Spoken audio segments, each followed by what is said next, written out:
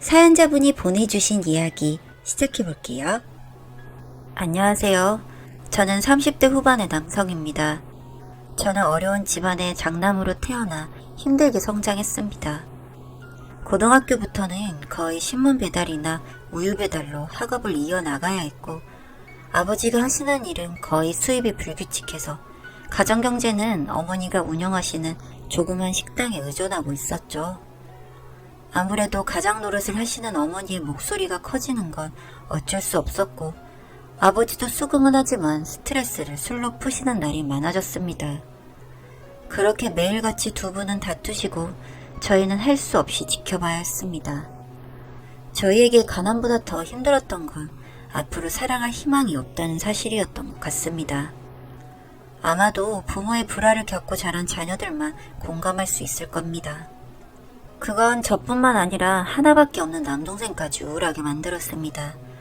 전 이 난관을 극복하는 방법은 공부밖에 없다고 생각하고 눈 뜨고 있는 시간에는 오로지 공부에만 매달렸습니다. 다행히도 고등학교에서는 교내 장학금도 주시고 격려해 주시는 담임선생님도 계셨습니다.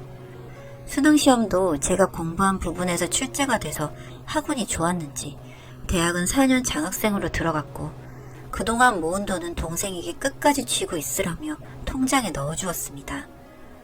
그렇게 세월은 흘러 저도 어엿한 중견기업에 취업을 하고 동생도 군대 다녀와 대학 졸업을 앞두고 있었습니다.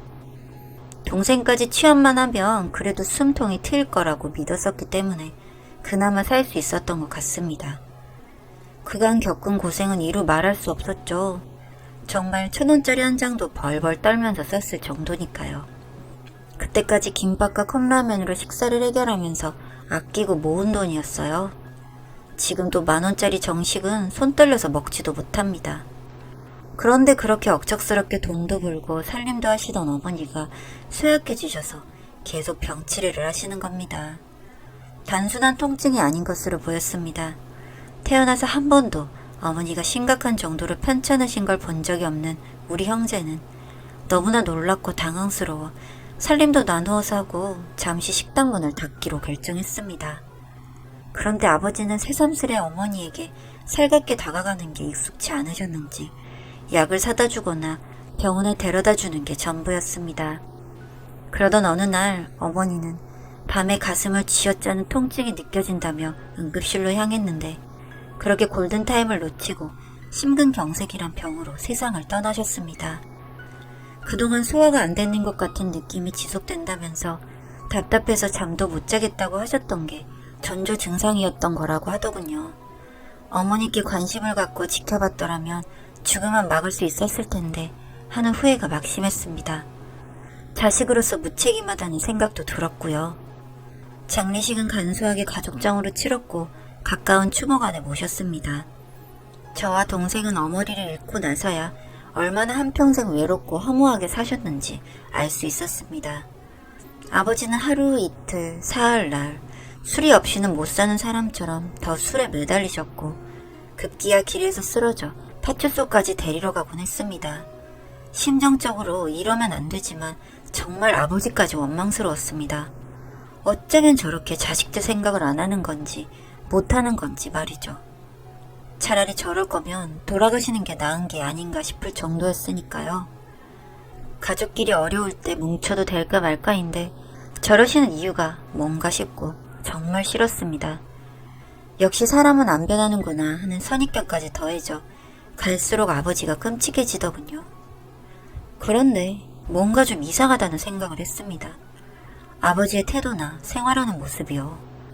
이거 안 되겠다 싶어 아버지를 병원에 모시고 갔더니 알코올성 치매라고 하더군요. 알코올성 치매라니.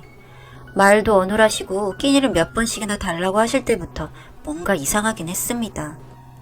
급기야 대소변까지 실수를 하시면서 이미 늦었다는 것을 깨달았죠.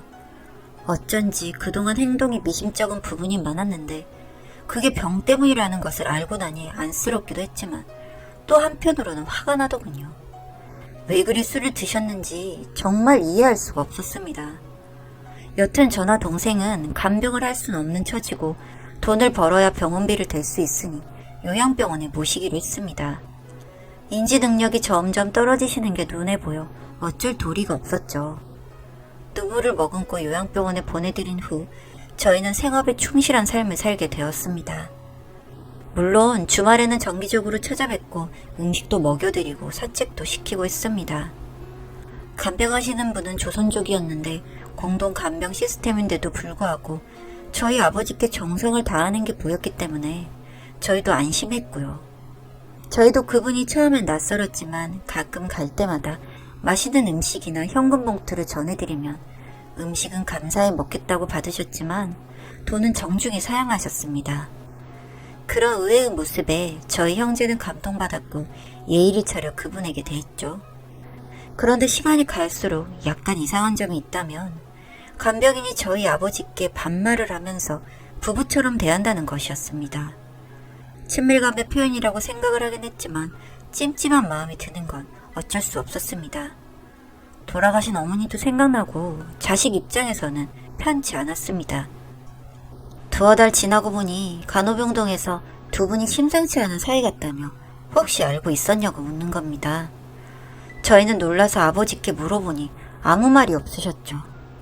저희에게 간병인이 도련님들이라고 부르는 것도 못 사겠어요. 그래도 나쁜 짓은 안 하겠지 했는데 어느 날 아버지가 집에 가고 싶으시단 말씀을 하셨습니다. 그것도 간병인과 같이요. 할 수 없이 집에 모시고 왔습니다. 그런데 그렇게 아버지가 같이 오고 싶다고 해서 모시고 왔더니 그 간병인은 어느 날 호련히 자취를 감췄습니다. 뭐 갑자기 간병인 일이 힘들어졌나 했는데 저희는 나중에서야 알게 되었습니다. 이 사람은 아버지의 재산을 빼돌리려고 계획적으로 접근한 것이란 것을요. 나중에 안 사실이지만 다 그런 건 아니더라도 그런 방식으로 당하는 노인 환자들이 요즘 꽤 많다고 들었습니다. 사기당한 금액은 1,000만 원 정도였고 각서의 공증까지 치밀하게 준비를 했더군요. 아버지는 계속 간병인을 찾다가 우시기까지 하고 정말 집안은 엉망진창이었습니다.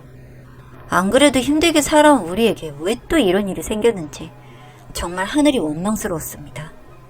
일단 경찰에 신고를 하고 소재 파악을 해보니 지방에 내려가서 또 간병회를 하면서 또 일을 꾸미고 있던 중이었다고 하더군요. 조선족 가족들과 똘똘 뭉쳐서 현금화한 재산을 중국에 보내는 수법을 쓰고 있었습니다. 정말 그 이야기를 듣는데 이래서 사람을 해할 수도 있는 거구나 하는 생각이 들었습니다.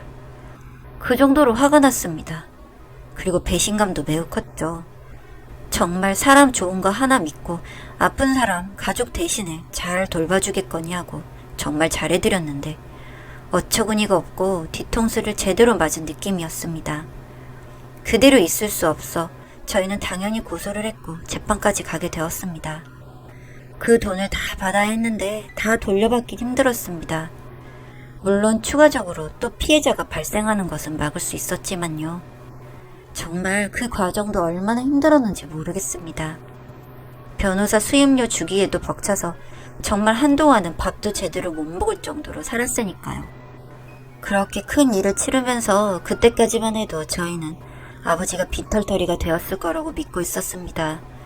사실 어머니의 유산 조금 있는 것과 노령연금으로 생활하신 터라 이번에 금전적인 손해가 막심한 걸 따져보면 저희가 번 돈으로 평생 치료비와 생활비를 대야 할 판이었습니다. 정말 우울하고 앞길이 막막했죠. 저나 동생이나 직장을 잡은 지 얼마 안 되어 대출도 어려웠고 허름한 연립이라 집담보 대출은 더욱이 불가능했습니다. 말 그대로 사방이 꽉 막힌 상황이었습니다. 숨을 쉬어도 쉬는 것 같지 않고 낭떠러지에 떨어져 죽고 싶은 심정이었습니다. 돈은 벌어야 했고 저희가 직장 다니면서 아버지를 돌볼 순 없으니 이번에는 신원 확실하고 한국인 요양보호사가 있는 가까운 요양원에 입소를 시켰습니다. 특수한 경우였지만 조선족이라면 치가 떨릴 정도로 편견이 생겼거든요. 그 와중에 집에 남아있던 의료용 침대를 처분하려던 참에 동생이 저를 다급하게 불렀습니다. 형, 이리 와봐 빨리. 뭔데 그래? 저는 숨 넘어가듯이 저를 부른 동생을 따라 방에 들어갔는데 정말 말도 안 되는 것들 보고야 말았습니다. 그 의료용 침대의 매트리스 아래쪽에 보니 삐져나와 있는 현금과 통장, 도장이 있는 서류 봉투를 발견하게 된 거였습니다. 이게 뭘까 싶어서 저와 동생은 그걸 확인하고는 둘 다 서로 주저앉아서 울고 말았습니다. 그 서류 봉투 안에 있던 것은 시가로 해보면 10억 정도가 되는 돈들이었습니다. 정말 이게 뭔가 싶어서 아버지께 여쭤보았습니다. 아버지는 정신이 맑지 않은 상태에서도 어머니의 유산만큼은 건드리지 않으려고 그곳에 넣어두신 거였습니다. 그렇게 힘들게 벌어서 모은 돈으로 가난에서 벗어나 보고자 저희 어머니가 변두리 땅을 조금씩 사두셨다는 것도 그때 처음 알았습니다. 그리고 어머니가 돌아가시고 난 뒤 요 근래에 그 지역이 개발지역으로 들어가면서 값이 많이 뛰었다는 것을 알게 되었습니다. 정말 우리에게 이런 일이 생길 것이라고는 생각하지 못했는데 별게 아닌 땅이 그렇게 값이 오른다는 게 신기하기도 하고 하늘에 감사하게 되더군요. 그리고 아버지께 그동안에는 왜 말씀하지 않으셨냐고 물었더니 의외의 대답이 들려왔습니다. 그 당시에는 별게 아닌 땅일 뿐이었고 그래서 더 말할 필요도 못 느꼈으며 자식들이라도 엄마가 남긴 유산만큼은 바로 쓰게 하고 싶지 않으셨다고 했습니다. 그게 무뚝뚝하기만 했던 아버지만의 사랑이었던가 봅니다.